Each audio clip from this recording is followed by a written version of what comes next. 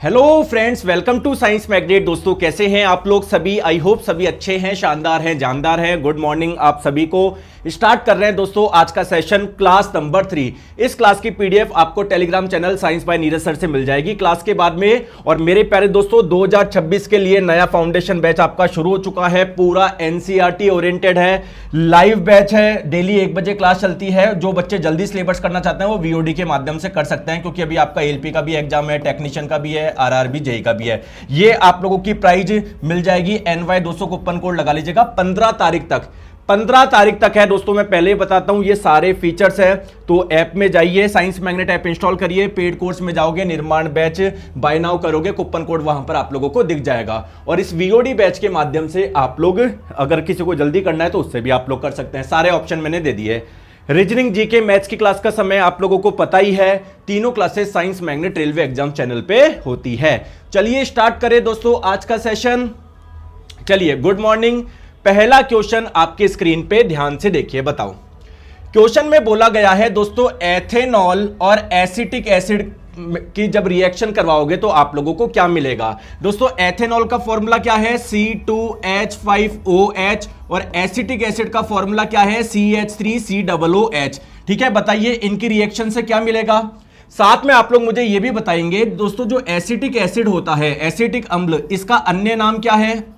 बताइए, इसको और किस नाम से जानते हैं? इसे एथेनोइक एसिड यानी एथेनोइक अम्ल के नाम से जानते हैं। तो आइए बात करते हैं। एनसीईआरटी ने बड़े बड़े अक्षरों में लिखा हुआ है कि जो एथेनोइक एसिड है, इसकी रिएक्शन जब आप लोग एथेनॉल से करवाते हैं तो क्या बनता है? वाटर बनता है। साथ में क्या बनता है? एस्टर बनता है। तो करेक्ट आंसर आप लोगों का क्या हो जाएगा? Option number C. अब आप लोग बोलोगे कि सर एस्टर क्या होता है, मुझे तो पता ही नहीं। तो चलिए पहले एस्टर को समझते हैं। दोस्तों एस्टर में क्या होता है? कार्बन और ऑक्सीजन जुड़े हुए होते हैं डबल बॉन्ड से। इस कार्बन से एक ऑक्सीजन जुड़ा होता है। आगे बात समझ में? अब दोस्तों मेरी बात को ध्यान से समझिएगा, प्लीज सारा ध्यान आप लोग इधर रखिएगा। अब दोस्तों इस ऑक्सीजन से क्या जुड़ा होता है? कुछ कार्बन जुड़ा होता है। इस ऑक्सीजन से भी कुछ कार्बन जुड़ा होता है। हो सकता है 1 हो सकता है 2 हो सकता है 3 हो, इधर भी हो सकता है 1 हो 2 हो, है ना। आप लोगों को ये चीजें मिलेगी ही मिलेगी एस्टर में। Correct answer option number C हो जाएगा। आ रही है बात समझ में? सर आज तो पतंग उड़ाओगे क्या? दोस्तों बिल्कुल पतंग उड़ाएंगे, आप भी इंजॉय करो, लेकिन दोस्तों पहले पढ़ाई आप लोग कर लो, ठीक है। आप लोग आसपास में थोड़ा साउंड आ रहा है आपको डीजे, क्योंकि जयपुर में बहुत ज़्यादा ये मकर संक्रांति का जो वो होता है ना पर्व, बहुत धूमधाम से मनाया जाता है। इतने सभी छत पे डीजे वगैरह, तो इसलिए थोड़ा साउंड वगैरह भी आपको आ रहा होगा। चलिए नेक्स्ट क्वेश्चन आपकी स्क्रीन पे ध्यान से देखिए। क्वेश्चन में बोला जा रहा है, एक अवतल दर्पण यानी कॉनकेव मिरर वास्तविक उल्टा और बड़ा प्रतिबिंब बना रहा है। तो बताओ वस्तु को कहां पर रखे जिससे ये चीजें आपको मिले। देखो दोस्तों एक चीज ध्यान रखिएगा, देखो ये रहा आपका कॉनकेव मिरर यानी अवतल दर्पण। अवतल दर्पण के मध्य बिंदु को बोलते हैं पोल यानी ध्रुव। इसका दोस्तों कोई ना कोई सेंटर भी होगा जिसे बोलते हैं सेंटर ऑफ कर्वेचर यानी वक्रता केंद्र। और इन दोनों बिंदुओं को मिलाने वाली रेखा को आप लोग बोलते हैं प्रिंसिपल एक्सिस यानी मुख्य अक्ष। ठीक है, पोल और सेंटर के एग्जैक्ट बीच वाले पॉइंट को बोलते हैं फोकस। दोस्तों एक चीज ध्यान रखिएगा, आपको बताऊं, देखो जब एक ट्रिक याद रख लो, जब अवतल दर्पण के सामने किसी वस्तु को फोकस या फोकस के लेफ्ट में कहीं पर रखोगे तो प्रतिबिंब कैसा बनता है? रियल बनता है, वास्तविक बनता है। ध्यान रख लोगे क्या? और दोस्तों अगर किसी वस्तु को फोकस और पोल के बीच में रखते हो तो प्रतिबिंब कैसा बनता है? वर्चुअल यानी आभासी। तो दोस्तों ये तो हो ही नहीं सकता, क्योंकि यहां पर रखने से, इन दोनों के बीच में रखने से वर्चुअल यानी आभासी प्रतिबिंब बनेगा। हमको कैसा चाहिए? वास्तविक चाहिए। कहानी क्लियर है क्या? अब दोस्तों दूसरी ट्रिक समझो, है ना। दूसरी ट्रिक आप लोग समझिए। अगर आप लोग अवतल दर्पण के सामने किसी वस्तु को वक्रता केंद्र पर रखते हो तो प्रतिबिंब ना छोटा बनता है ना बड़ा बनता है, समान आकार का बनता है। आ गई बात समझ में? अगर वक्रता केंद्र के लेफ्ट में कहीं पर रखते हो, लेफ्ट में कहीं पर रखते हो तो प्रतिबिंब कैसा बनता है? उसका छोटा बनता है। और दोस्तों वक्रता केंद्र के राइट में जब आप लोग किसी वस्तु को रखोगे राइट में, तो प्रतिबिंब कैसा बनता है? बड़ा बनता है। आपको कैसा चाहिए? बड़ा चाहिए। तो कहां पर रखूं मैं? वक्रता केंद्र के लेफ्ट में कहीं पर होना चाहिए। मैं बोल सकता हूं कि वक्रता केंद्र से परे परे।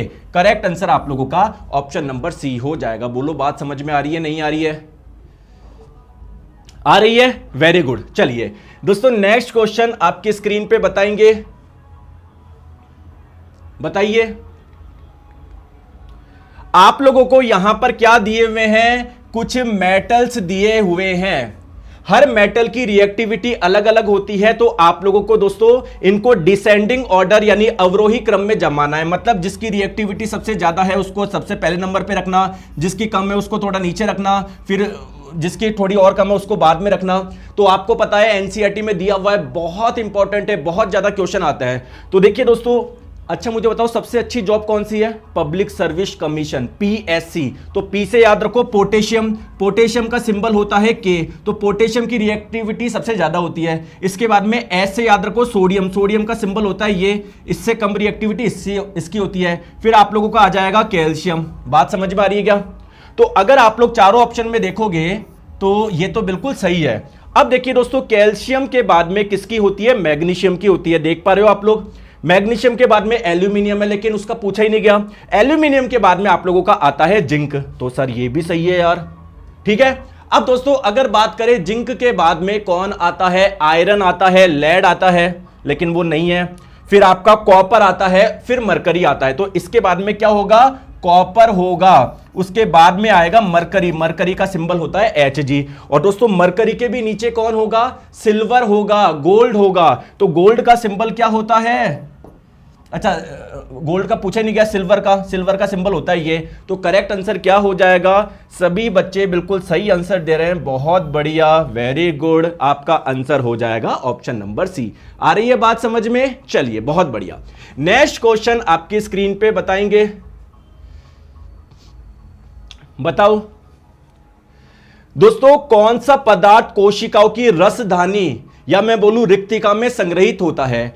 आपको पता है दोस्तों कोशिका में काफी खाली स्पेस होता है, इसे आप लोग बोलते हैं वैक्यूल, हिंदी में रसधानी या फिर रिक्तिका भी इसको बोला जाता है। अब देखिए आप लोग मुझे बताएंगे कि हमारी कोशिका में वैक्यूल यानी रिक्तिका का साइज बड़ा होता है ये प्लांट की कोशिकाओं में? सर प्लांट की कोशिका में ये काफी बड़ा होता है। प्लांट इसका इस्तेमाल करते हैं कई चीज को स्टोर करने में, संग्रहण करने में। तो कौन कौन सी चीजें स्टोर रहती है प्लांट कोशिका की इस वैक्यूल में, रसधानी में? चलिए दोस्तों चलो एनसीईआरटी पे चलते हैं। क्या बोल रहा है कि प्लांट सेल के वैक्यूल में क्या क्या स्टोर रहता है? ध्यान से समझो। अमीनो एसिड यानी अमीनो अम्ल रहता है, बहुत बढ़िया। और क्या रहता है? प्रोटीन स्टोर रहता है, बहुत बढ़िया। दोस्तों शुगर लिखा हुआ है क्या? हाँ सर। शर्करा ये स्टोर रहती है, इसके बारे में लिखा हुआ है कि नहीं? तो ये संग्रहित नहीं होती, बाकी तीनों चीजें आप लोगों को मिलेगी। सर सेकंड नंबर क्वेश्चन एक बार देखिए, ठीक है, बताओ क्या दिक्कत है? वास्तविक सही तो है, क्लियर है? आ जाओ। अब कई बच्चे बोल रहे हैं कि सर फोकस और वक्रता केंद्र के बीच में अगर हम लोग किसी वस्तु को रखेंगे, है ना, वास्तविक, उल्टा और बड़ा। हाँ दोस्तों आई एम रियली सॉरी यार, सी से परे रखोगे तो छोटा बनेगा ना, तो बड़ा कब बनेगा? जब आप लोग राइट में रखते हो, यानी सी और एफ के बीच में आएगा, ठीक है, बहुत बढ़िया। ऑप्शन नंबर बी होगा, मैंने गलत टिक कर दिया, ऑप्शन नंबर बी होगा, ठीक है। चलिए वेरी गुड, आ जाओ। नेक्स्ट क्वेश्चन आपकी स्क्रीन पे बताएंगे दोस्तों। यहां पर एक रिएक्शन यानी अभिक्रिया दी गई है, उसके बारे में आप लोगों को कुछ बातें बताई गई है और करेक्ट मतलब आप लोगों को सही आंसर चुनना है एबीसीडी में से। बताओ, देखो आप लोगों एक चीज मुझे बताओ दोस्तों, लेड ऑक्साइड से ऑक्सीजन हट रहा है तभी तो लेड बन रहा है, और जब किसी से ऑक्सीजन हटता है तो आप लोग बोलते हैं उसका रिडक्शन हो रहा है, अपचयन हो रहा है। यानी कहीं मैं बोल दूं क्या लेड ऑक्साइड का अपचयन हो रहा है? ये बात बिल्कुल सही है, बोलो यस और नो। बिल्कुल सही बात है। देखिए दोस्तों, कार्बन में ऑक्सीजन जुड़ रहा है तभी तो CO2 बन रहा है, और जब किसी में ऑक्सीजन जुड़ता है तो आप लोग बोलते हैं उसका ऑक्सीकरण हो रहा है। तो कार्बन का क्या अपचयन हो रहा है क्या? इसको करो ऑक्सीकरण, ऑक्सीकरण। तो क्या कार्बन का ऑक्सीकरण हो रहा है क्या? बिल्कुल सर, ये बात भी क्या है, बिल्कुल सही है। चलिए कार्बन डाइऑक्साइड का, नहीं गलत बात है, लेड नहीं गलत बात है। तो आपको दोस्तों गलत बात चुननी थी, इनकरेक्ट कौन सा है, तो ए एंड बी आपका हो जाएगा। बोलो यस और नो, समझ में आ रहा है? आपको दोस्तों गलत चुनना था, क्वेश्चन को ध्यान से समझा करो। क्लियर है? चले आगे, आ जाओ। नेक्स्ट क्वेश्चन आपकी स्क्रीन पे बताएंगे दोस्तों। यहां पर आपको एटम यानी परमाणु का एक डायग्राम दिया हुआ है। तो किसने ऐसा बताया था कि जो परमाणु होता है ना, वो एक बिल्कुल गोला होता है, धनावेशित गोला, मतलब एक इस पे पूरे पे पॉजिटिव चार्ज होता है, धनावेश होता है, और इसमें बीच बीच में इलेक्ट्रॉन फंसे हुए होते हैं। तो एटम का ये मॉडल किसने दिया था, किसने बताया था परमाणु ऐसा होता है? जे थॉमसन साहब ने बताया था। इसीलिए दोस्तों, और इस मॉडल को हम लोग किस नाम से जानते हैं?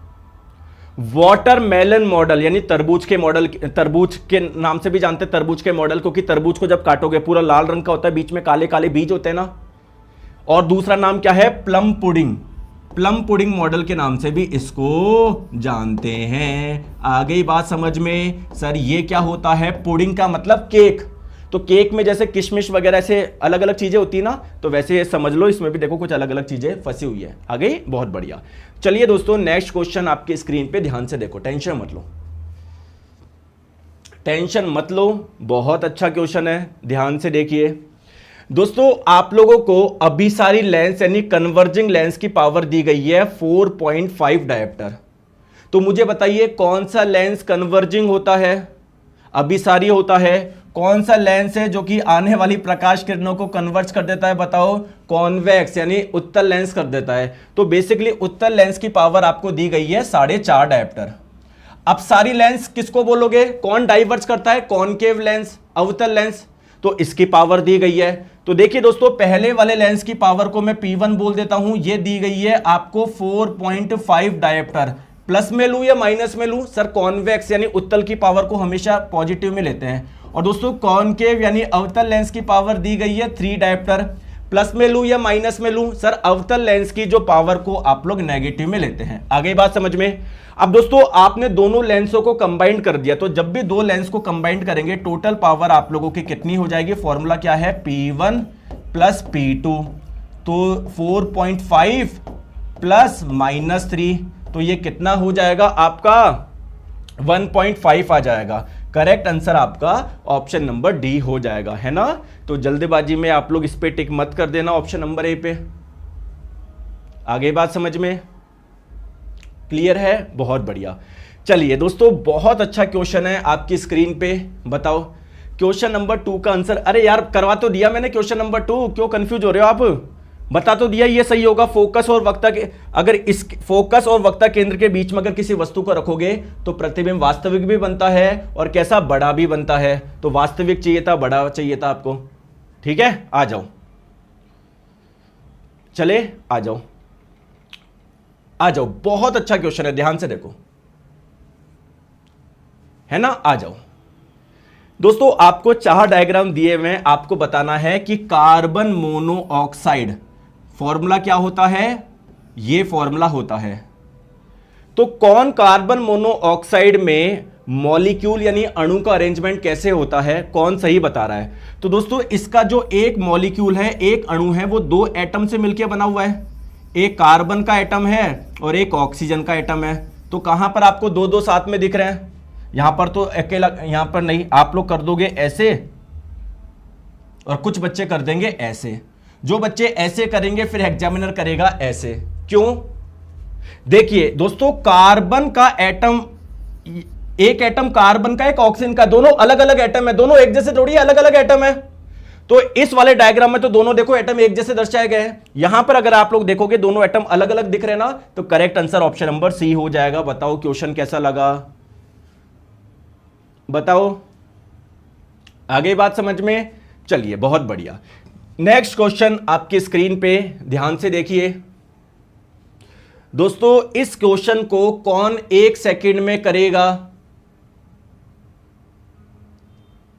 देखो मेरे प्यारे दोस्तों, पहले आपको पता है क्या कॉन्वेक्स मिरर यानी उत्तल दर्पण? सर ये तो लेंस का क्वेश्चन है, आप दर्पण क्यों बता रहे हो, अभी समझाता हूं।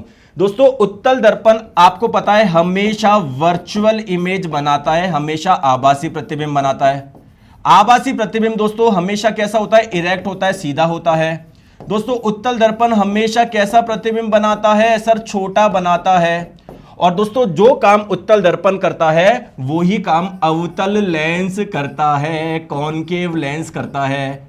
तो दोस्तों कॉनकेव लेंस के सामने वस्तु को कहीं पर भी रखो, हमेशा प्रतिबिंब कैसा बनेगा, आभासी ही बनेगा, और प्रतिबिंब का साइज हमेशा छोटा होगा। बोलो ऑप्शन नंबर ए। आ रहा है मजा, मजा आ रहा है या नहीं आ रहा, चीजें क्लियर है क्या? देखो आज कई बच्चे गायब हो गए, क्यों सर? संक्रांति मनानी है सर, पतंग उड़ानी है, करियर की पतंग उड़ रही है, उनको उससे कोई मतलब नहीं है। और लिखते हैं पापा मैं इस बार एएलपी बनूंगा, मम्मी मैं इस बार टेक्नीशियन बनूंगा। अरे मैं ये नहीं बोल रहा एंजॉय मत करो, लेकिन एटलीस्ट दोस्तों क्लास लेने के बाद शाम को उड़ा लेना पतंग यार, बोलो। फिर बोलते हैं जब यहां पर बच्चे जैसे आप जो बच्चे सेलेक्ट होके आओगे ना, यहां पर आप अपनी कहानी बताओगे तो फिर नीचे कमेंट आएगा भाई कैसे पढ़ा, भाई कैसे पढ़ा। अरे उस भाई ने वैसे ही पढ़ा जैसे मैं बता रहा था, आपको भी बताई गई थी, लेकिन आप क्या कर रहे थे, पतंग उड़ाऊंगा। ठीक है, जो बाकी के बच्चे हैं वो अगली साल की जो संक्रांति होगी बिल्कुल बढ़िया रेलवे ऑफिस में मनाएंगे या छुट्टी लेके घर पे मनाएंगे। अभी कोई मनानी है क्या? आ जाओ आ जाओ। दोस्तों बहुत बढ़िया क्वेश्चन है, ध्यान से समझो। दोस्तों एक मॉलिक्यूल है, एक अणु है। अणु किसको बोलते हैं, परमाणु से जो मिलके बनता है। तो दोस्तों एक अणु का फॉर्मूला दिया हुआ है X2। अणु अणु किसको बोलते हैं, मॉलिक्यूल किसको बोलता है, जो परमाणु से मिलकर बना हुआ है। तो जरूर ये दो परमाणु से मिलकर बना हुआ है, एक X है दूसरा भी X है, तभी तो हमने इसको X2 लिख दिया। बोलो दोस्तों, बोला जा रहा है कि इस अणु में, इस मॉलिक्यूल में 18 प्रोटॉन है। और मॉलिक्यूल अणु किसको बोलते हैं, परमाणु से मिलके जो बनता है। यानी इन दोनों में मिला के कितने प्रोटॉन है बताओ, 18 है। इसका मतलब, और दोनों एक जैसे हैं तो इसका मतलब 9 प्रोटॉन इसमें है, 9 प्रोटॉन इसमें। बोलो बात समझ में आई या नहीं आई? अब दोस्तों बोल रहा है कि X की न्यूक्लियॉन संख्या 19 है। यह क्या होता है दोस्तों, किसी भी एटम यानी परमाणु में बीच में न्यूक्लियस होता है, नाभिक होता है, और न्यूक्लियस के अंदर क्या पाए जाते हैं, प्रोटॉन और न्यूट्रॉन। तो न्यूक्लियस के अंदर जो भी पाया जाता है उसको बोलते हैं न्यूक्लियॉन। यानी बेसिकली न्यूक्लियॉन क्या है, प्रोटॉन और न्यूट्रॉन की संख्या है। तो बेसिकली इस X में प्रोटॉन प्लस न्यूट्रॉन की संख्या कितनी हो गई दोस्तों, 19 हो गई। अगर मैं पूछूं इसमें न्यूट्रॉन की संख्या कितनी हो गई, तो 19 में से 9 घटा दो सर, 10 हो गई। बोलो यस और नो।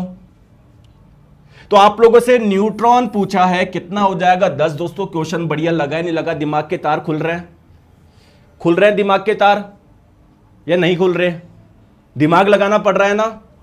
दोस्तों मैं सही बताऊं, 2024 के जो भी PYQ आए थे वो तो मैंने करवाई दिया आप लोगों को। 300 क्वेश्चंस का एक वीडियो डाला था, हालांकि मैं वापस करवाऊंगा, लेकिन दोस्तों आप लोगों को एक्सपेक्टेड क्वेश्चंस भी जरूरी है, तभी आपको पता पड़ेगा आप लोगों को कि यार मैं कितना, अगर थोड़ा क्वेश्चन घुमा के पूछता है, नया पूछता है, तो मैं कर पाऊंगा या नहीं कर पाऊंगा। आ रही है बात समझ में? चलिए बहुत बढ़िया, आ जाओ। नेक्स्ट क्वेश्चन आपकी स्क्रीन पे ग्रुप डी का पूछा गया क्वेश्चन है, आ जाओ। दोस्तों आप लोगों को 3 चीजें दी गई है, तीनों के काम दिए गए हैं, आप लोगों को बताना है। तो मेरे प्यारे दोस्तों आपको पता है हार्ट का काम क्या है। दोस्तों हार्ट के पास में जब ब्लड आता है तो हार्ट ऐसे करता है, तो जब ब्लड आएगा तो उसका प्रेशर बढ़ा देता है, जिससे ब्लड हर अंग तक पहुंच जाएगा, पैर में, सिर में, मतलब एक पंप की तरह कार्य करता है। तो क्या मैं 1 आपका ए से कनेक्ट कर दूं क्या, बोलो। दोस्तों आपको पता है हमारी बॉडी में बेसिकली 2 प्रकार की रक्त वाहिका होती है। एक तो वो वाली रक्त वाहिका या फिर वो वाली रक्त नलिका जिसमें ऑक्सीजन वाला ब्लड फ्लो होता है, मतलब वो वाला ब्लड जिसमें ऑक्सीजन काफी ज्यादा है। आप लोग इसको ऑक्सीनेटेड ब्लड भी बोलते हैं, ऑक्सीजन युक्त रक्त भी बोलते हैं। तो ऑक्सीजन युक्त रक्त जिस नली में फ्लो होता है उसको बोलते हैं आर्टरी यानी धमनी, धमनी, ठीक है। और दोस्तों कुछ नली आपकी ऐसी होती है जिसमें डीऑक्सीनेटेड ब्लड फ्लो होता है, मतलब वो वाला ब्लड जिसमें ऑक्सीजन काफी कम है, ये थोड़ा नीले रंग का होता है, तो इन वाली नली को बोलते हैं वेन, हिंदी में बोलते हैं शिरा। तो करेक्ट आंसर क्या हो जाएगा?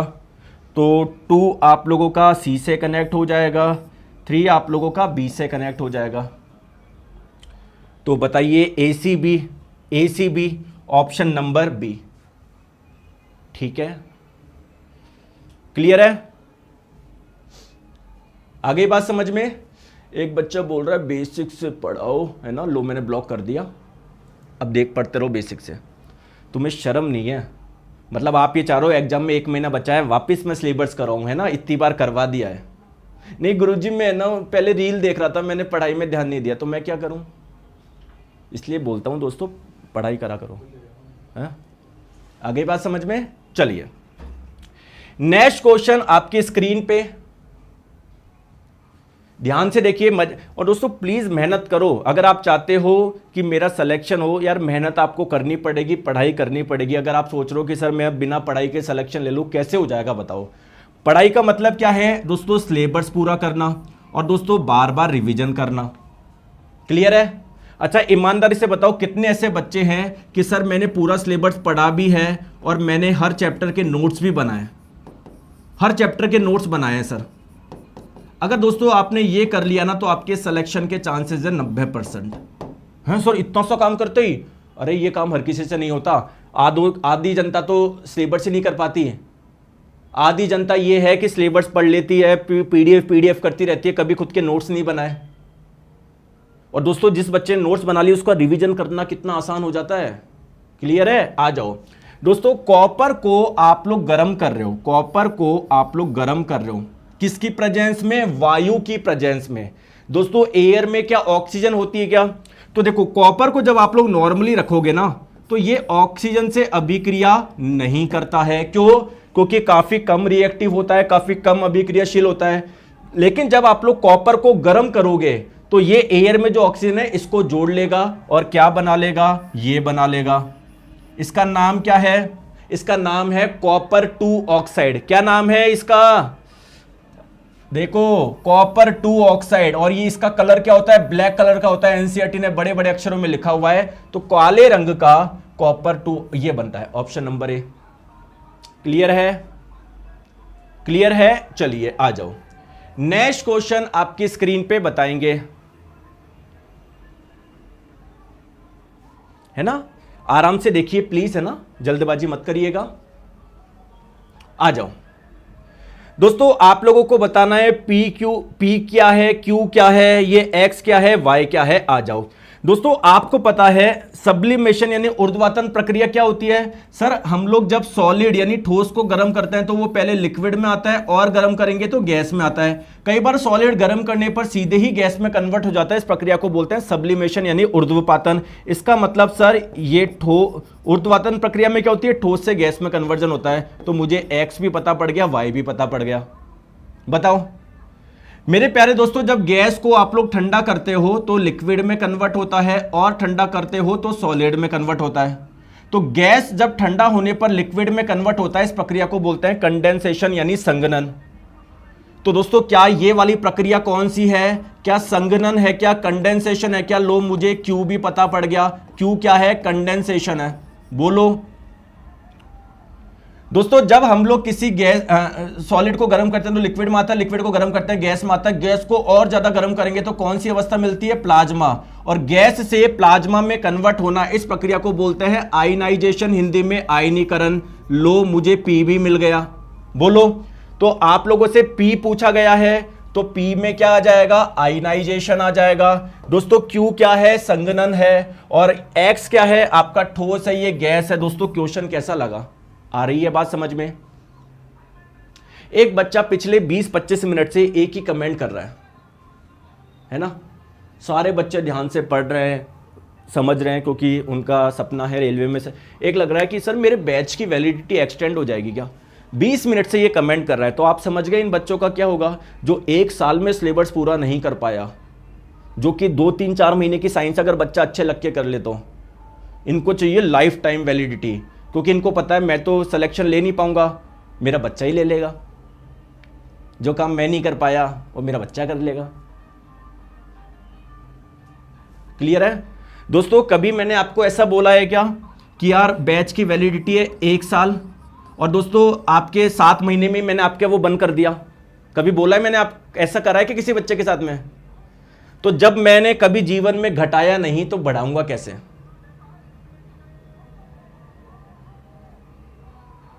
क्या करते हो? आ जाओ यार, 1 साल में आप कोर्स नहीं कर पाए, आ जाओ। दोस्तों ट्रीटियम हाइड्रोजन का एक समस्थानिक है, आइसोटोप है। आप जानते हो आइसोटोप किसको बोलते हैं? समस्थानिक किसको बोलते हैं दोस्तों? हाइड्रोजन के 3 समस्थानिक होते हैं, ये बताओ होते हैं क्या?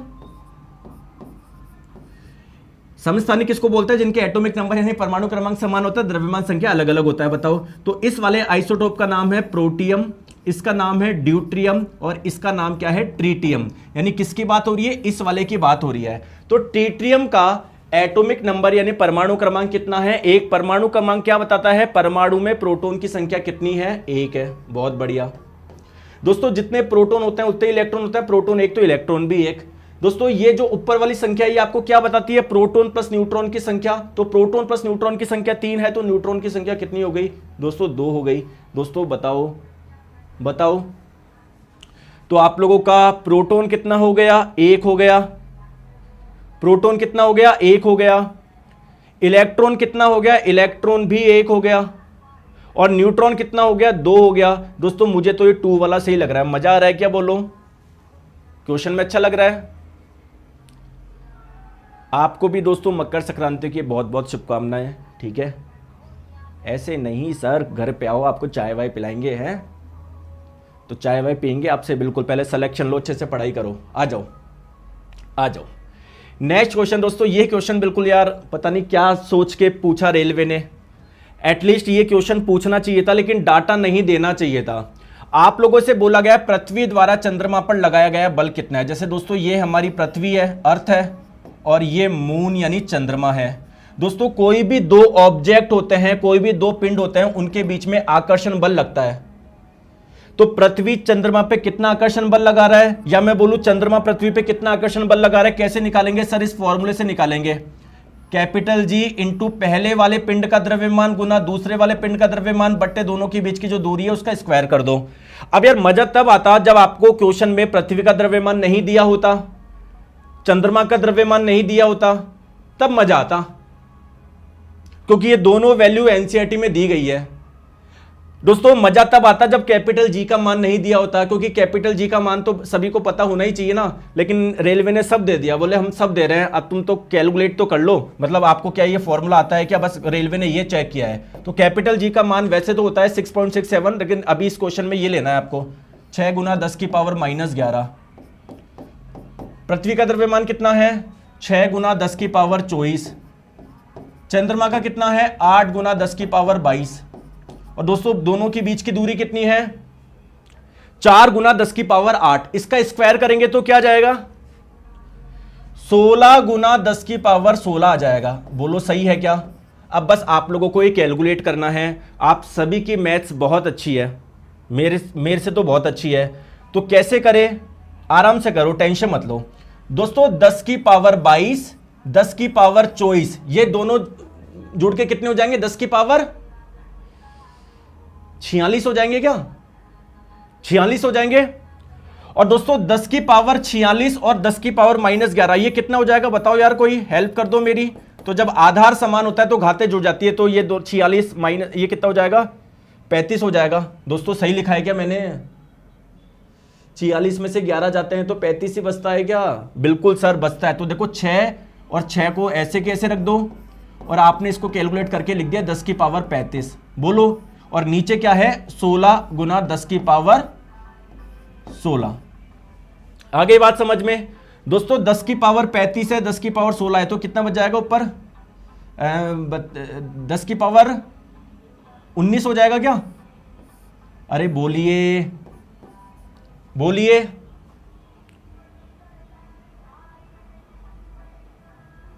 सही है, ठीक है। अब आपके पास में बेसिकली बच गया 36/16 गुना 10 की पावर 19। सॉल्व करिए। 36 कटा 4 से 9 बार में, 16 कटा 4 से 4 बार में, 9/4 कितना होता है 2.2। और यार मैंने कहीं ना कहीं गलती करी है, मैंने कहीं ना कहीं गलत करा है, बताओ मैंने कुछ गलती कर दिया, मैंने क्या गलती कर दी? अच्छा 8 रह गया, हाँ ये 8 रह गया ना, वेरी गुड यार, बहुत बढ़िया। तो ये 8 रह गया था, आई एम रियली सॉरी, बहुत बढ़िया, ये 8 रह गया था। चलो अब कर लो, ठीक है। तो कितना हो जाएगा ये, आ जाओ देखो, 16 कटा 8 से 2 बार में, 6 × 6 36, 36/2 18। तो 18 गुना 10 की पावर 19 ये आपका आंसर हो जाएगा। अब आप लोग देखोगे कोई ऑप्शन में ऐसा दिख ही नहीं रहा, तो एक काम करो 10 से भाग लगा दो, 10 से गुना कर दो, 10 से भाग लगाओगे तो 18 बन जाएगा 1.8, और 10 से गुना करोगे तो 10 की पावर 19 बन जाएगा, 10 की पावर 20। बोलो समझ में आ रही है नहीं आ रही है? ऑप्शन नंबर सी आ गया। सर गाना चल रहा है क्लास में। हाँ दोस्तों, मकर संक्रांति का फेस्टिवल मनाया जाता है जयपुर में, राजस्थान में। आपके मुझे नहीं पता आपके उधर राज्य में बनता है नहीं बनता, लेकिन जयपुर ये राजस्थान में बहुत ज़्यादा इसका क्रेज है, इसलिए सब घर पे डीजे वगैरह चलाता है। और मैं आपको बताऊं, सुबह तो उड़ाते हैं पतंग, जैसे अभी के समय पतंग उड़ेगी, रात को दोस्तों जैसे अंधेरा होगा ना 6-7 बजे दिवाली बनती है चारों ओर। आप लोग देखोगे आसमान में देखोगे कोई विदेश लालटेन ही लालटेन। आपको वीडियो डालूं आज मैं? चलो आज मैं शाम को वीडियो डालूंगा, आपको दिखाऊंगा मैं जयपुर की संक्रांति, ठीक है। चलो आ जाओ, चलिए नेक्स्ट क्वेश्चन, बहुत प्यारा क्वेश्चन है, ध्यान से देखिए, बताओ आ जाओ। देखो दोस्तों, यहां पर एक माध्यम दिया हुआ है, यहां पर दूसरा माध्यम दिया हुआ है, आपको बोला जा रहा है ए के सापेक्ष बी का अपवर्तनांक बताओ। ए के सापेक्ष बताना है, क्या बताना है? अपवर्तनांक बताना है। किसका बताना है? बी का बताना है। तो इसको कैसे करते हैं? ऊपर है बी तो ऊपर लिख दो बी का अपवर्तनांक, नीचे है ए तो नीचे लिख दो ए का अपवर्तनांक। अब आप लोग बोलोगे गुरुजी ना मुझे इस वाले माध्यम का अपवर्तनांक लिखा हुआ है ना इस वाले माध्यम का अपवर्तनांक दिया हुआ है, सर मैं क्वेश्चन कैसे सॉल्व करूं? कोई टेंशन मत लो। देखिए दोस्तों, प्रकाश किरण यहां से यहां पर जा रही है, ठीक है, ये जा रही थी, इसको जाना चाहिए था ऐसे, बोलो ऐसे जाना चाहिए था ना। तो दोस्तों ये हो गया नॉर्मल यानी अभिलंब, तो प्रकाश किरण जानी चाहिए थी ऐसे और अभिलंब की ओर झुक गई, नॉर्मल की ओर झुक गई। ये कब होता है दोस्तों? जब प्रकाश किरण रेरर से डेंसर में जाती है, यानी जब विरल से सघन में जाती है, तब ऐसी प्रक्रिया होती है। बोलो, इसका मतलब दोस्तों ये विरल माध्यम है, रेरर मीडियम है, और ये सघन माध्यम है, डेंसर मीडियम है। सघन माध्यम का अपवर्तनांक ज्यादा होता है, विरल माध्यम का कम होता है, यानी इसका अपवर्तनांक कम है, इसका अपवर्तनांक ज्यादा है, मतलब ये वाली वैल्यू ज्यादा है। फॉर एग्जांपल मान लो 3 है, ये कम है, मान लो 2 ही है, तो 1 से ज्यादा आएगा ना। Correct answer option number A हो जाएगा। कैसा लगा क्वेश्चन? मजा आ रहा है क्या? आ रहा है समझ में? क्वेश्चन कैसे लग रहे हैं? और दोस्तों अगर आपको क्वेश्चन में मजा आ रहा है, इसका मतलब आप बहुत इंटरेस्टेड हो पढ़ाई में, साइंस में, ठीक है। हो सकता है क्वेश्चन आप लोगों से नहीं बने, लेकिन जब आप क्वेश्चन का सॉल्यूशन समझ रहे हो तो समझ में आएगा, अरे यार मैंने ये गलती कर दी है ना, या मैं समझ ही नहीं पाया क्वेश्चन को। आगे बात समझ में? चलिए आ जाओ, नेक्स्ट क्वेश्चन आपकी स्क्रीन पे ध्यान से देखिए।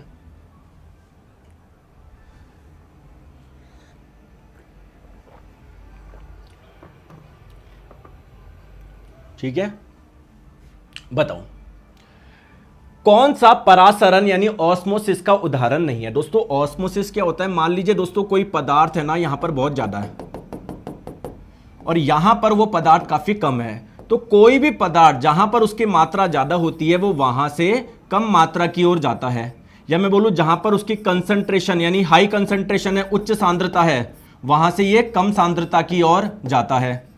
और दोस्तों इस प्रोसेस को आप लोग क्या बोलते हैं? डिफ्यूजन बोलते हैं, हिंदी में बोलते हैं विसरण। बात समझ में आ गई या नहीं है?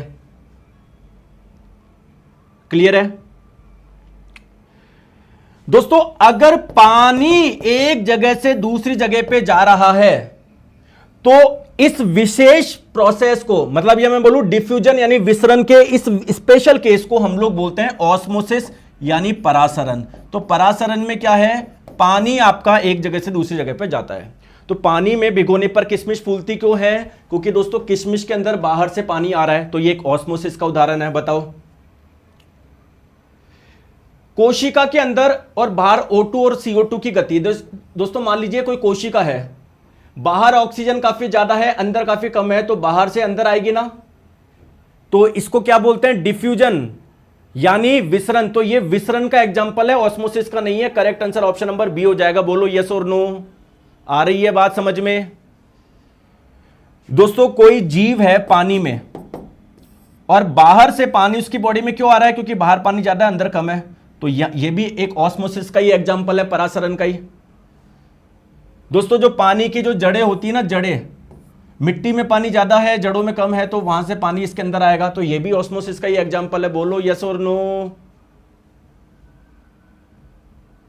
बताओ, बात समझ में आ गई? चलो आ जाओ। कैसा लग रहा है? समझ में आ रहा है? मजा आ रहा है? दोस्तों आप टेंशन मत लो, पूरी साइंस आपकी अच्छे से कवर हो जाएगी, पूरी प्रैक्टिस हो जाएगी, हर एक कॉन्सेप्ट आपको हो जाएगा, लेकिन क्लास आपको लेनी पड़ेगी। और अगर दोस्तों क्लास में बच्चे कम हुए तो मैं क्लास बंद भी कर दूंगा, क्योंकि मुझे लग रहा है कि यार इससे बढ़िया तो मेरे पेड वाले बच्चे ये एटलीस्ट रोज आते हैं, मेहनत कर रहे हैं। तुम्हारे जैसे नहीं कभी मुंह उठा के आ गए, कभी नहीं आए, बस कमेंट कर दिया, फ्री लगा दो, 99 में कर दो, ये कर दो, सिलेक्शन से कोई लेना देना नहीं है। इसलिए दोस्तों मैं कभी भी कंप्लीट कोर्स यूट्यूब पर डालता ही नहीं हूँ मैं, क्योंकि पढ़ने वाला है ही नहीं। और जो सीरियस बच्चा है वो आराम से जुड़ सकता है, नॉमिनल फीस है। बोलो मैं गलत बोल रहा हूं क्या? बताओ। तो इसलिए मैंने आज तक डाला नहीं। इसलिए निर्माण बैच बार बार क्यों बोलता हूं? क्योंकि जो बच्चा सीरियस है, कंप्लीट अच्छे से पूरा सिलेबस कंप्लीट करे, क्योंकि बिना सिलेबस के नहीं होती चीजें। आ जाओ, नेक्स्ट क्वेश्चन आपकी स्क्रीन पे बताएंगे। आ जाओ। हाँ, नहीं करूंगा यूट्यूब वाली बंद, बस आराम से पढ़ो। मुझे आपसे बस पढ़ाई चाहिए, सिलेक्शन चाहिए। आ जाओ दोस्तों, यहां पर आपको एक कॉन्वेक्स लेंस यानी उत्तल लेंस दिया हुआ है।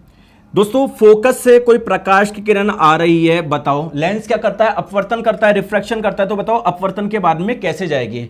दोस्तों ध्यान रखिएगा, उत्तल लेंस में अगर कोई प्रकाश किरण फोकस से होती हुई आ रही है तो अपवर्तन के बाद में कैसे जाती है? जो मुख्य अक्ष होती है ना, इसके समांतर हो जाती है।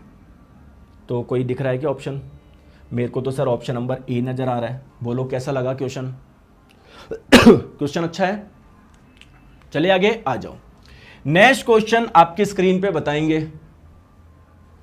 तो आपके उधर भी बनता है क्या मकर संक्रांति का त्योहार? बताओ कहां से हो आप और कहां पर बनता है? हर जगह नहीं मनाई जाती मकर संक्रांति। एक बच्चा इतनी देर से कमेंट कर रहा है, आप बहुत अच्छा पढ़ाते हो, बहुत अच्छा पढ़ाते हो, बहुत अच्छा पढ़ाते हो। अरे नहीं, अच्छा पढ़ाता होता ना तो मैं इधर ध्यान लगाते। ठीक है, सुन ली भाई, थैंक यू सो मच, लेकिन अब इधर पढ़ाई में ध्यान दो। आ जाओ। अच्छा, झारखंड में मनाई जाती है, बिहार में मनाई जाती है, चलो बहुत अच्छी बात है। आ जाओ दोस्तों, कंडेंसेशन यानी 4 प्रक्रिया दी गई है। बोला जा रहा है किसमें ऊष्मा का उत्सर्जन होता है, किसमें ऊष्मा निकलती है। देखो दोस्तों, जब आप लोग किसी लिक्विड को गर्म करते हो, हीट देते हो, ऊष्मा देते हो, तो ये गैस में कन्वर्ट होता है। इस प्रक्रिया को बोलते हैं वेपराइजेशन यानी वाष्पीकरण। तो इस वाली प्रक्रिया में तो क्या है, ये हीट एब्जॉर्ब कर रहा है, ऊष्मा का अवशोषण हो रहा है, क्योंकि आप इसको हीट दे रहे हो ना, ये हीट एब्जॉर्ब करके तो गैस में कन्वर्ट हो रहा है, ऊष्मा का उत्सर्जन थोड़ी हो रहा है। हटाओ दोस्तों, जब आप लोग किसी सॉलिड को गर्म करते हो तो ये लिक्विड में कन्वर्ट हो जाता है। जब आप इसको हीट देते हो, ऊष्मा देते हो, तो सॉलिड हीट को एब्जॉर्ब करके ऊष्मा का अवशोषण करके लिक्विड में कन्वर्ट हो जाता है। इस प्रक्रिया को मेल्टिंग बोलते हैं, गलन। यानी गलन में भी क्या हो रहा है, ऊष्मा का अवशोषण हो रहा है, ना कि उत्सर्जन। ये भी हटाओ। संघनन क्या होता है दोस्तों, जब किसी गैस से हीट निकलती है, ठंडा करते हो तो लिक्विड में कन्वर्ट होता है। इस प्रक्रिया को बोलते हैं कंडेंसेशन, संघनन। तो इस प्रक्रिया में हीट निकलती है। फ्रीजिंग में क्या हो जाएगा, जब आप लोग किसी लिक्विड को ठंडा करोगे या इससे हीट निकालोगे तो ये सॉलिड में कन्वर्ट हो जाएगा। इस प्रक्रिया को फ्रीजिंग बोलते हैं, हिमीकरण बोलते हैं। इस प्रक्रिया में भी हीट निकलती है। तो 1 और 3 बोलो, मजा आ रहा है नहीं आ रहा? ऑप्शन नंबर सी क्लियर है? बात समझ में आ रही है नहीं आ रही है? आ जाओ दोस्तों, ये रहा बढ़िया क्वेश्चन आपकी स्क्रीन पे। कोई जल्दबाजी नहीं है, आराम से करो, जल्दी भागना नहीं है। पता नहीं इतना जल्दी क्यों भागते हो आप, है? आराम आराम से करो। दोस्तों 2 तत्व है R और Z, दोनों का आपको एटम का डायग्राम दिया हुआ है। बेसिकली इलेक्ट्रॉनिक विन्यास आपको दिया हुआ है। आपको पता है पहली कक्षा में 2 इलेक्ट्रॉन है, ठीक है, मैं लिख देता हूं। दूसरी कक्षा में कितने हैं? 1 2 3 4 5 6 7 8। तीसरी कक्षा में कितने हैं? एक ये रहा। बोलो यस और नो। ये किसका हो गया? R वाले का हो गया। इसका इलेक्ट्रॉनिक विन्यास क्या होगा? पहली कक्षा में 2 है, देखो ना, 1 2। दूसरी कक्षा में कितने हैं 2 4 6 8, ठीक है। तीसरी कक्षा में कितने हैं 2 3 4 5 6 7। दोस्तों क्या मैंने सही इलेक्ट्रॉनिक विन्यास लिखे हैं क्या, आप लोग मुझे बताओ। तो R का मैंने इलेक्ट्रॉनिक विन्यास लिखा 2,8,2 और दोस्तों मैंने इसका Z का लिखा 2,8,7। क्या मैंने सही लिखा है क्या मैंने सही लिखा है क्या, कोई गलती तो नहीं करी मैंने। अच्छा आप लोग मुझे बताओ इस R की वैलेंसी क्या होगी, संयोजकता क्या होगी, कौन मुझे बताएगा। संयोजकता किसको बोलते हैं, अपने भाइतम कोश में 8 इलेक्ट्रॉन को पूरा करने के लिए ग्रहण किए गए या त्यागे गए इलेक्ट्रॉन की संख्या। तो इसमें 8 कैसे आएंगे, या तो कहीं से 6 ये ले या दूसरा तरीका क्या है, ये 2 का त्याग कर दे जिससे इसके भाइतम कोश में 8 हो जाए। तो 6 लाना आसान है, 2 त्यागना आसान है, 2 त्यागना आसान है। तो R की वैलेंसी हो गई दोस्तों क्या, संयोजकता हो गई 2।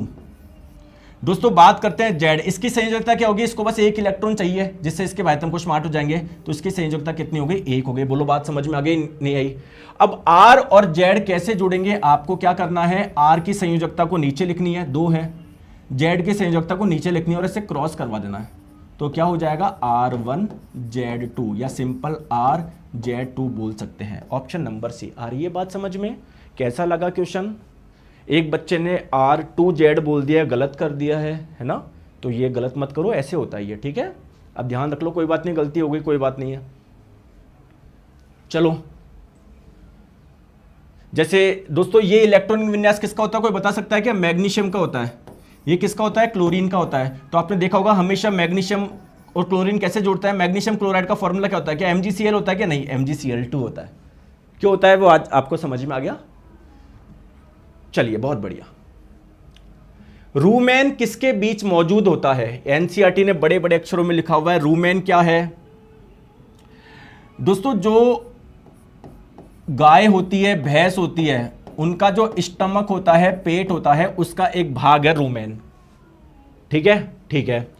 तो सर बताओ, देखो ये रहा रूमेन, ये रहा, तो ये रूमेन कहां पर है, इसके आगे है इनका ईसोफेगस यानी फूड पाइप, ग्रास नली, जिस नली से भोजन अंदर आता है, और यहां पर है इनकी छोटी आंत। तो बेसिकली ग्रास नली और छोटी आंत के बीच में होता है ना। बोलो करेक्ट आंसर आपका क्या हो जाएगा, ऑप्शन नंबर ए हो जाएगा। गाना चल रहा है बढ़िया, आ जाओ। नेक्स्ट क्वेश्चन आपकी स्क्रीन पे बताएंगे।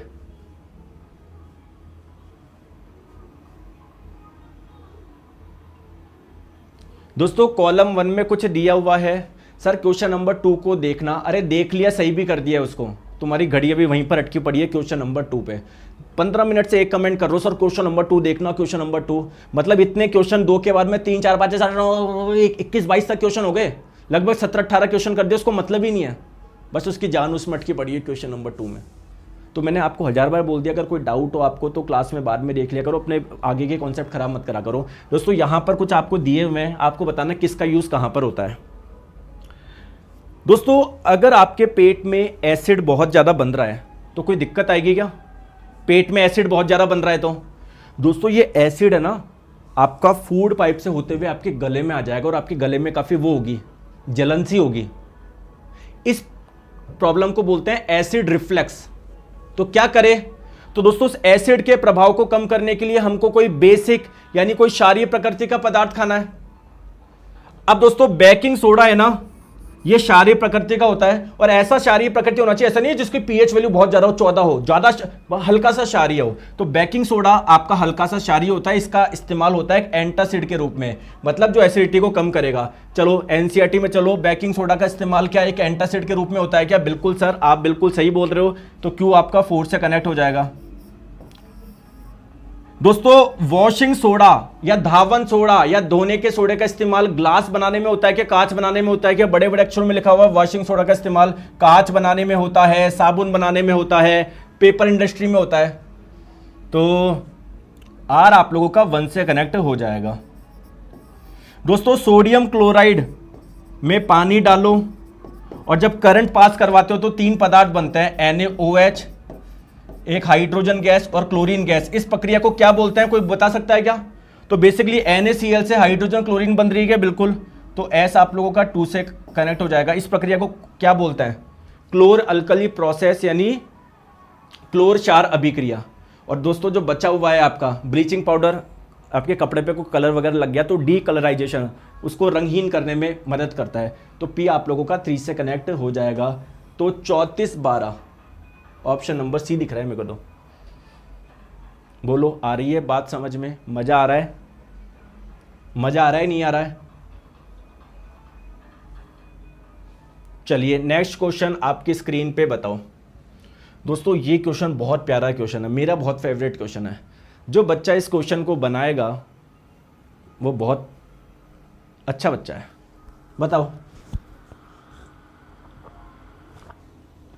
आराम से करो, टेंशन मत लो, ठीक है? आ जाओ दोस्तों। क्वेश्चन में बोला गया है कि हाइड्रोजन सल्फाइड की रिएक्शन जब आप लोग आयोडीन से करवा रहे हैं तो ये बन रहा है हाइड्रोजन आयोडाइड प्लस सल्फर। इसमें से ऑक्सीकारक क्या है उसकी पहचान करनी है। देखो दोस्तों, जब किसी से हाइड्रोजन हटता है तो आप लोग क्या बोलते हैं? जब किसी से हाइड्रोजन हटता है तो उसका ऑक्सीकरण होता है या अपचयन होता है? बताओ। तो मेरे प्यारे दोस्तों ध्यान से समझो, हाइड्रोजन सल्फाइड से हाइड्रोजन हट रहा है तभी तो केवल सिल्फर बन रहा है। तो जब किसी में ऑक्सीजन जुड़ता है तो आप लोग बोलते हैं उसका ऑक्सीकरण हो रहा है। जब किसी से हाइड्रोजन निकलता है तब भी आप लोग बोलते हैं उसका ऑक्सीकरण हो रहा है। तो दोस्तों इसका क्या हो रहा है? ऑक्सीकरण हो रहा है। बात सही है या नहीं है? कोई गलत तो नहीं लिख दिया मैंने?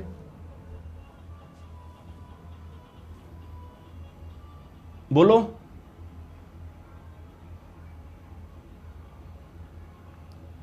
दोस्तों जो ऑक्सीकरण करवाता है, जो ऑक्सीकरण करवाता है या जो ऑक्सीकरण करता है उसको बोलते हैं ऑक्सीडाइजिंग एजेंट यानी ऑक्सीकारक। दोस्तों आज एक और पाकिस्तान से आ गया, अशरगम पता नहीं क्या नाम है, और पाकिस्तान के झंडे लगा रखे और लिख रखा है 4 राफेल। अरे तुम क्लियर कर लो यार, तुम्हारे मंत्री कोई 5 बोलता है, कोई 6 बोलता है, कोई 7 बोलता है, हैं? तुम खुद आपस में पहले क्लियर तो कर लो कि झूठ जो बोलना है वो क्या बोलना है एक साथ। आ गई बात समझ में? और इनको ये बताने के लिए भी है ना, कमेंट में एक एक के कमेंट में जाके बताना पड़ रहा है, नहीं भाई साहब आपके 2 राफेल उड़ाए थे हमने, समझो। कोई बोल रहा है नहीं भैया 4। मतलब पाकिस्तान की सरकार ने इन बच्चों को, इनकी जो जनता है उनको दे दिया है। तुम जाके बताओ, हमारी तो कोई बात मान नहीं रहा। तो मेरे प्यारे दोस्तों इसका ऑक्सीकरण किसी ना किसी ने तो करवाए होंगे, उसे ही ऑक्सीडाइजिंग एजेंट यानी ऑक्सीकारक बोलते हैं। इसके पास में कौन है दोस्तों? ये है, इसी ने कराया ये काम। तो किसके पास में कोई है ही नहीं, तो ऑक्सीकारक कौन है? ये है दोस्तों। मजा आया नहीं आया? क्वेश्चन बढ़िया था या नहीं था? आ गई बात समझ में? आ गई बात समझ में? चलिए नेक्स्ट क्वेश्चन आपके स्क्रीन पे बताएंगे। अमोनियम साइनाइड को गर्म करके पहली बार यूरिया किसने बनाया? दोस्तों यूरिया का फॉर्मूला होता है ये NH2CO NH2। बताओ। तो दोस्तों यूरिया, इसमें क्या कार्बन है क्या? पहले हमको लगता था कि जो कार्बन वाले यौगिक है ना वो किसी लिविंग की बॉडी के अंदर ही बनेंगे, जैसे प्लांट के अंदर बन जाएंगे, बैक्टीरिया के अंदर बन जाएंगे, हमारे अंदर बन जाएंगे। फिर दोस्तों एक व्यक्ति थे जिनका नाम था वोलर, तो उन्होंने क्या करा, लेबोरेटरी में यूरिया बना दिया। ये चीज को गलत प्रूफ कर दिया कि कार्बन वाले यौगिक बाहर भी बन सकते हैं ना, मतलब ये प्रूफ कर दिया कि कार्बन वाले यौगिक ऐसा नहीं कि अंदर ही बन सकते हैं, किसी जीव के बाहर भी बन सकते हैं। और इसके लिए उन्होंने अमोनियम साइनाइड का इस्तेमाल किया था। तो अमोनियम साइनाइड से यूरिया बना दिया। किसने बनाया था? वोलर साहब ने बनाया था। किस वर्ष में बनाया था? किस ईयर में बनाया था? बताओ यार, ईयर बताओ यार। 1928, ठीक है, सॉरी 1828। देखो 1828 में उन्होंने क्या बनाया? यूरिया बना दिया। पूरा नाम क्या है? ध्यान रखो, फ्रेडरिच वोलर। ठीक है, कहीं एग्जाम में आ जाए फ्रेडरिच वोलर, एक आ जाए विराट वोलर, एक रोहित वोलर, एक महेंद्र सिंह वोलर, तो आप तो वोलर है। बस वोलर रट के मत जाना, पूरा नाम पता होना चाहिए, फ्रेडरिच वोलर। ठीक है, जैसे मान लो आ जाओ Tilak bowler, Rishabh bowler, Rohit bowler, Virat bowler, Hardik bowler, तो आप तो बस वोलर पे फिर कैसे सही करोगे? हाँ, अगर वो आ जाए, ये पाकिस्तान वाले के लिए, अगर आ जाए बाबर बॉलर, तो ये आप श्योर हो जाओगे कि ये ऑप्शन तो नहीं हो सकता, क्योंकि ये कर ही नहीं सकते ये काम। ये आगे बात समझ में, चले आगे आ जाओ। नेक्स्ट क्वेश्चन आपकी स्क्रीन पे बताओ, आ जाओ। नेक्स्ट क्वेश्चन आपकी स्क्रीन पे बताओ, लास्ट क्वेश्चन है, आ जाओ। वास्तविक प्रतिबिंब पाने के लिए एक 20 सेंटीमीटर फोकल दूरी वाले अवतल दर्पण, देखो किसका, सिंपल सा रखो, क्वेश्चन क्या है, अवतल दर्पण का है, चुपचाप से डायग्राम बना लो, ठीक है। इसकी फोकस दूरी या फोकल लेंथ कितनी दी गई है, 20 सेंटीमीटर। प्लस 20 लू या माइनस लू, सर माइनस में लेंगे, क्यों लेंगे, क्योंकि अवतल दर्पण है। तो बोला गया है कि वस्तु को आपने दर्पण से 30 सेंटीमीटर की दूरी पर रखा है, ठीक है। तो दर्पण से वस्तु की दूरी को यू से डिनोट करते हैं, तो यू का मान हो जाएगा 30 सेंटीमीटर। और दर्पण से लेफ्ट में रखी जाती है हमेशा वस्तु, इसलिए यू का मान नेगेटिव होता है। तो दर्पण से प्रतिबिंब की दूरी को वी से डिनोट करते हैं, तो वी का मान आप लोगों से पूछा गया है, तो बताओ 1/f बराबर 1/u प्लस 1/v। ये फॉर्मूला लगा के आप लोग आसानी से निकाल सकते हैं। आ गई बात समझ में, बोलो तो आ जाओ। 1/-20 बोलो या -1/20 बोलो, बात बराबर है। 1/-30 बोलो या -1/30 बोलो, बात बराबर है। प्लस 1/v, तो 1/v का मान क्या आ जाएगा, 1/30 माइनस 1/20। एलसीएम लोगे कितना आ जाएगा, 60 आ जाएगा। इधर आ जाएगा 2, इधर आ जाएगा 3, तो -1/60। तो 1/v का मान अगर -1/60 है, तो v का मान आ जाएगा -60। -60 का मतलब क्या है, जो प्रतिबिंब बन रहा है वो दर्पण से लेफ्ट में बन रहा है। कितनी दूरी पर बन रहा है, 60 सेंटीमीटर की दूरी पर बन रहा है। दोस्तों कैसा लगा सेशन, मजा आया नहीं आया? दोस्तों सिलेक्शन लेना चाहते हो तो मेरी एक रिक्वेस्ट मान सकते हो, बाकी तुम्हारी इच्छा है। तुम ज़्यादा समझदार हो, तुमने 10-15 एग्जाम निकाल चुके हो, इसलिए तो वापस दे रहे हो। अभी कोई ग्रुप डी का दे रहा है, कोई क्या दे रहा है। दोस्तों देखो, डेली आप लोग क्लास में जुड़े हो, इससे आप लोगों के कॉन्सेप्ट भी सारे कवर होते रहेंगे, चीज़ें प्रॉपर रिवाइज हो जाएगी, ठीक है। आपको पता भी पड़ेगा कहाँ गलती कर रहे हो। दूसरी बात दोस्तों, अगर आपके कोई चैप्टर्स वीक है, कोई सिलेबस आपका कंप्लीट ही नहीं हुआ, चैप्टर पूरा नहीं किया, अच्छा खासा टाइम है दोस्तों, आप लोग निर्माण बैच से पूरा कर सकते हो। नया बैच है, मैंने VOD बैच भी डाल दिया है, ठीक है। और ये प्राइस 15 तारीख तक रहेगी, रात्रि 12 बजे तक। फिर मत बोलना गुरुजी 1 दिन कर दो, 2 दिन कर दो, कभी नहीं होगा, ठीक है। और आज तक मैंने इतना लंबा ऑफर चलाया भी नहीं, वो तो एग्जाम की डेट आ गई इसलिए मैंने करना पड़ा। पूरा NCERT ओरिएंटेड है, कंप्लीट थ्योरी बैच के साथ में सारे क्वेश्चंस करवाए जाते हैं। क्लास का समय है 1 बजे, मिस करते हो तो रिकॉर्डिंग मिल जाती है। आज 1 बजे क्लास नहीं होगी, आज मकर संक्रांति के उपलक्ष्य में छुट्टी रखी है, ठीक है। 2025 तक के सारे PYQ करवाऊंगा, पूरा कंटेंट बायलिंगुअल, हर क्लास की PDF मिलती है। साथ में दोस्तों साइंस की चैप्टर वाइज टेस्ट सीरीज भी है, 1 साल की वैलिडिटी है जिस दिन ज्वाइन करोगे। कूपन कोड यूज़ कर लीजिएगा NY200। साइंस मैग्नेट ऐप पे जाएंगे, पेड कोर्स में जाएंगे, निर्माण बैच रेलवे में जाएंगे, तो आप लोग पेमेंट वहाँ पर कूपन कोड ऑलरेडी लगा हुआ आ जाएगा। आप चाहते हो दोस्तों ये VOD में मिल जाएगा, और आप कॉम्बो भी ले सकते हो, ठीक है। कॉम्बो में आपको चारों सब्जेक्ट मिल जाएंगे। और दोस्तों आपकी टेस्ट सीरीज आ चुकी है, ALP की भी आ चुकी है, टोटल 20 टेस्ट है, ठीक है, मात्र 99 रुपये में। और टेक्नीशियन की भी आ गई 99 रुपये में। टेस्ट सीरीज तो लगा लो। चलिए, thank you so much, take care, bye bye, अपना ध्यान रखिए।